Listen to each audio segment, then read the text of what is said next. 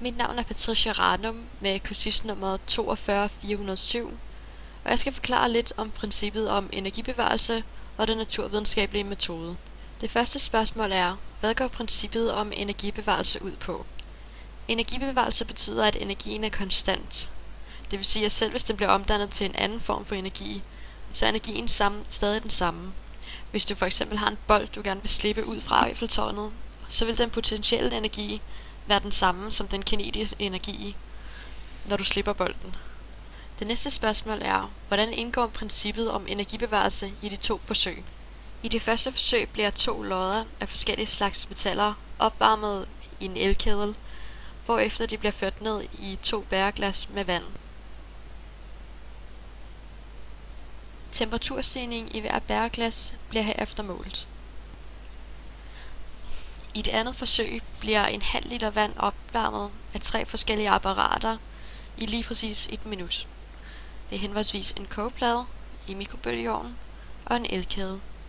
Dataene, der bliver brugt her, det er temperaturstigningen for de forskellige på 1 minut og antal omdrejninger på kilowatt-timeren. I begge forsøg antager man, at der ikke er nogen energi, der går tabt, altså at der er i energibevarelse. Og det er på grund af idealisering, som er en del af den naturvidenskabelige metode, som jeg vil forklare lidt nærmere. Så hvad kendetegner den naturvidenskabelige metode? Ja, nogle af kendetegnene er f.eks. opsamling af data, som kan anvendes til at formulere de fysiske love. Og for at det kan være en fysisk lov, så skal det kunne påvises af eksperimenter.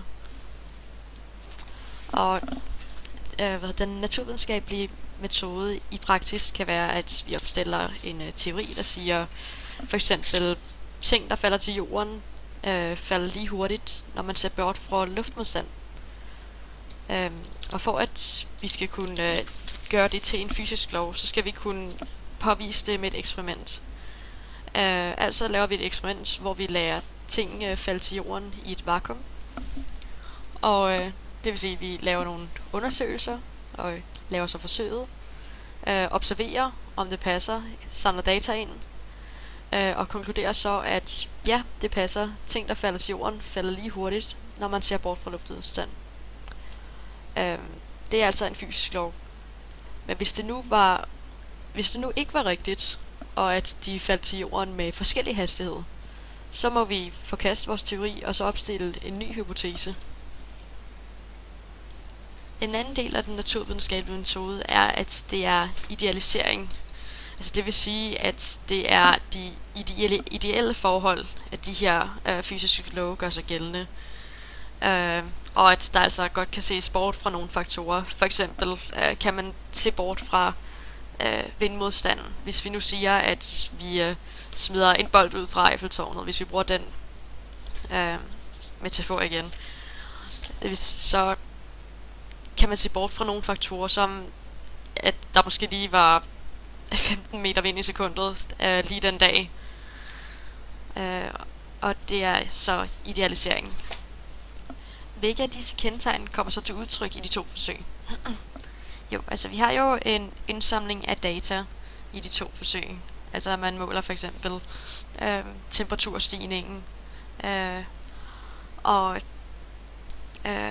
måler også energitabet for at se om der er en ideel energibevarelse. Og som man blandt andet meget tydeligt kunne se i nummer 2 forsøg, så var selvom man går ud fra, at der er energibevarelse, så viste dataerne, at der for eksempel var et betydeligt energitab i kogepladen. Og energitabet kan jo komme fra, at måleren havde for længe kontakt med luften, og derfor havde det mistet nogle af energien derfra.